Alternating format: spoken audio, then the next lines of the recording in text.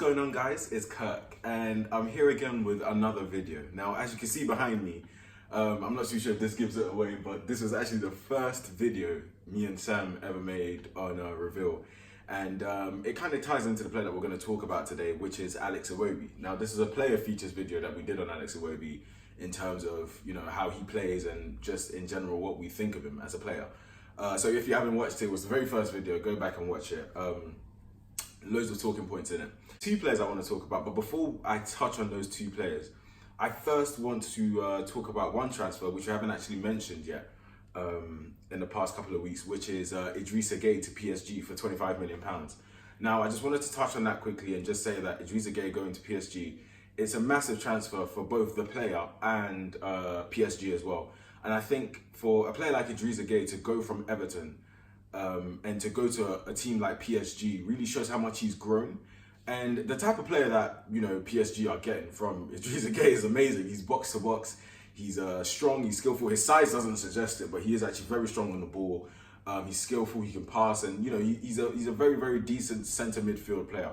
A central player that you can, stick in the midfield. He can really get things ticking. So congratulations to Idrissa Gueye, congratulations to PSG, because they've got themselves a hell of a player. Now we go on to the main thing that we wanted to talk about today, which is Alex Iwobi. If you've been floating around today on Twitter, Instagram, or even Sky Sports, actually no, Sam is actually the one that texted me, and everyone that knows and watches this channel, Iwobi is Sam's boy.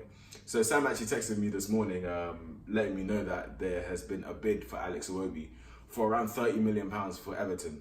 Alex Iwobi, obviously being an Arsenal youngster, he's grown a little. I don't want to say he's got potential, because there's certain things where a player reaches a certain age and you start to say, oh, he's got potential. And realistically, they start knocking on a bit. You can't really describe them as a potential kind of player, but we'll just say that he's a good player, Alex Iwobi. He's a very good player.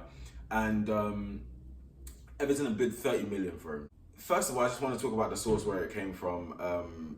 David Ornstein. I think David Ornstein is probably the biggest transfer source that everyone believes outside of Sky Sports.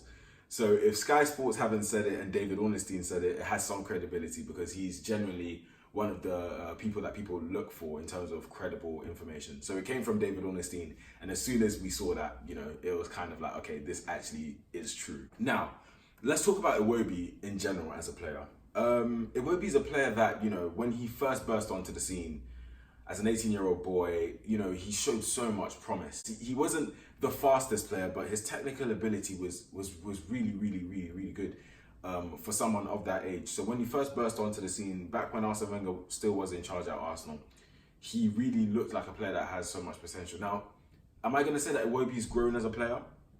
Yes. I definitely think he's worked on his game and he's grown as a player, definitely. Is he worth that 30 million price tag? I think Arsenal will be right, or to be honest, they rejected it anyway. And I think they were right in rejecting that, because I think they could get a bit more for him, if I'm honest. He's still got years to improve and to grow. So you don't really want to limit that to 30 million, because he still does seem to have, he's grown, but he is still showing potential. Now, Iwobi in his last season only scored 7 goals. And that for me, even if you go back to this video, that for me is where he really lacks. Iwobi, I keep saying, is his finishing ability. His finishing ability is too poor, if I'm to be honest with you. I think his ability to finish is poor. He's quick. Now, obviously, his uncle is JJ Okocha. And am I going to say that there's glimpses of Okocha in Iwobi? Yes, there are. In terms of technical ability, how quickly he moves, how he can shift himself and create space, you see glimpses of his uncle in there. But the big thing that you don't see that his uncle had is finishing. Iwobi's finishing is I'd go as far as to say it's on par with probably one of the worst in the league, if I'm honest with you.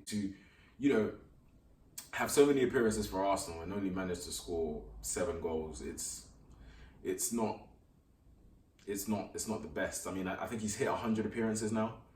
And 7 goals, it's not even like he's been playing in the midfield, he's been playing as a winger, right? And 7 goals as a winger with 100 appearances isn't the best. I want to talk about his move to Everton and whether that would actually make him a better player.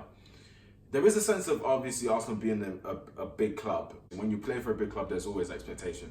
Is that the reason why he hasn't grown? Who knows? But for a move to Everton, the reason why that would be good for him is because I think, you know, it gives him more freedom. Obviously, Everton are climbing up the Premier League ladder a little bit, but as of now, they're not really a team that are as big as Arsenal, United, Liverpool, Man City, Chelsea. They're not of that stature because, quite frankly, well, one, they haven't got the history, if I'm honest, and two, they only recently started, you know, climbing up that Premier League ladder, so they haven't actually got that kind of stature to say that, right, I'm playing for Everton, there's huge pressure on my shoulders. So I think it will give him a bit more freedom and expression. He can go there and express himself, play the kind of football he wants to play, and hopefully that will build him up as a player. That's where I feel like it could be a good move for Iwobi, you know, for him to go to a team like Everton. Now, in terms of the money, you know, 30 million, as I said, Arsenal could get more, and I think quite rightfully they should get more, especially with the way that the market works now. David Ornstein came out and said that Iwobi actually has said that he wants to stay at Arsenal, but if Arsenal accept money for him, then he will go. So it seems like he is probably weighing up the pros and cons, and I think he's ready maybe to take on a new challenge or to sort of see how he can develop elsewhere. The next thing I wanted to talk about was Wilfried Zaha. Now, obviously Everton, before it was Arsenal going for a player like Wilfried Zaha, but in the last video we talked about Arsenal buying, which has now been finalised, by the way. Of course, everyone would know that because it's big news. Arsenal buying Nicolas Pepe. So, you know, they switched their focus from Zaha and moved for Pepe, and they've got Pepe. Now, Everton, again, the same team going for Iwobi, are also looking at Wilfried Zaha. Crystal Palace have said that they will not be accepting anything below £80 million for Wilfried Zaha. Now, I just wanted to touch on this quickly because in the last video, as I said, Wilfried Zaha for £80 million, I think it's ridiculous. I know we talk about African football and we want to promote African football, but I'm also realistic. Do you get what I mean? If a player isn't really worth the price tag that's being put on him, I will say it. So £80 million for Wilfried Zaha is ridiculous. I honestly would have thought anything between 45, 50 to 55 is a fair evaluation for Wilfried Zaha. And I say that because, as I said, his numbers last season were not great. Wilfried Zaha only scored, I think it was 9 goals. I believe it was 9 goals last season he scored, which for a Premier League striker who's been valued at £80 million, as I mentioned in the last video, 56 million for Aubameyang, who was doing so well, did so well for Borussia Dortmund. 56 million for him. He can be considered a world-class striker because he scores goals. His numbers are always in double figures. And even look at last season, he got Golden Boot with 23 goals. So 56 million is a fair evaluation, as I said, for Aubameyang. It was a fair evaluation for Aubameyang. And to compare Aubameyang and Zaha in terms of what they've done in the last 2 seasons, I'd say Aubameyang is probably worth 80 million and Zaha should drop down to the 56 or maybe even below that. The 70 million that Everton bid, I think is way too much. And for Crystal Palace to, you know, reject that really shows how much they really want that 80 million for Wilfried Zaha. But in general, honestly, I'd say that Wilfried Zaha is not worth 80 million pounds, and I think Crystal Palace definitely need to look at that and evaluate that and let the player go, because Wilfried Zaha at the minute is very unsettled at Crystal Palace. He's wanted to leave for about a season and a bit now. Last season he wanted to go, but he decided to stick out Crystal Palace for another year, and he's really unsettled. And one thing that you don't want in your team is a really unsettled player, because they don't give their all and they start to cause a bit of toxic atmosphere when it comes to, you know, player cohesion, in terms of training and the kind of stuff that they see on the pitch. All of a sudden you start finding that they refuse to play, refuse to train, and it can be really unsettling for teammates as well as the club in general. So I honestly believe that Crystal Palace really need to think about lowering the price that they're asking for Wilfried Zaha, because he's not worth 80 million and the numbers suggest it also.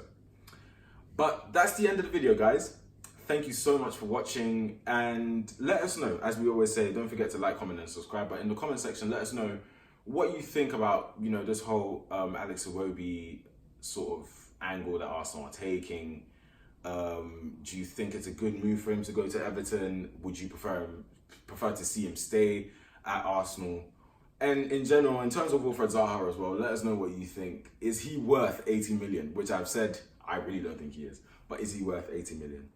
But that's it, guys. Don't forget to like, comment, and subscribe. And as we say all the time, don't forget to follow us on Instagram for all the latest on African footballers from all around the world. The season is about to start again this weekend, and we personally cannot wait.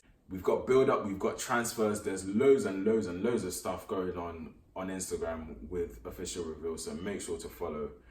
But thank you for watching, and I'll see you soon.